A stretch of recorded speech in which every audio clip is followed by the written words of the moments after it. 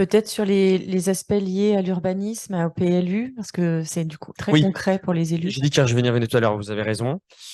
Donc, il y avait une volonté forte, et d'ailleurs c'était aussi la co-construction qu'a évoqué la ministre pendant les débats au Sénat et à l'Assemblée nationale, c'est faire en sorte que ces zones d'accélération puissent concerner toutes les communes de France.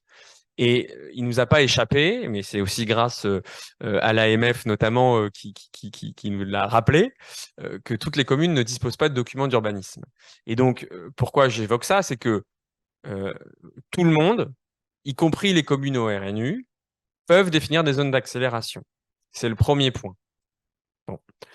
Pourquoi je le dis en premier, c'est que ça veut dire quelque part que c'est pas parce que vous n'avez pas de document d'urbanisme que vous ne pouvez pas en faire. Par contre, je reviens au document d'urbanisme et à cette volonté politique. C'est-à-dire que le but, c'est vous aider à aménager le territoire comme vous le voulez et à accorder, à mettre en cohérence quelque part votre vision politique en tant qu'élu, en lien avec vos riverains, vos administrés, et ce qui fait foi.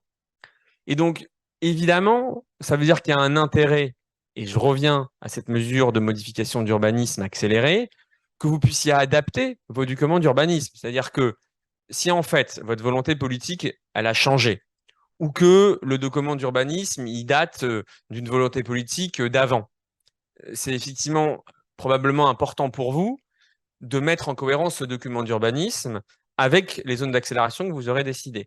Il n'y a pas d'obligation, c'est-à-dire que nous, on ne dit pas, voilà, il faut absolument que la seconde d'après, vous le fassiez. On vous laisse la main là-dessus, on vous fait confiance, mais on pense évidemment que c'est important, et je reviens à cette logique gagnant-gagnant que j'ai évoquée tout à l'heure.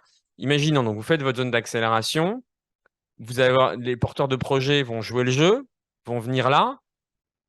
Ce qui serait bien, c'est qu'effectivement, le document d'urbanisme soit cohérent avec cette volonté politique que vous affichez.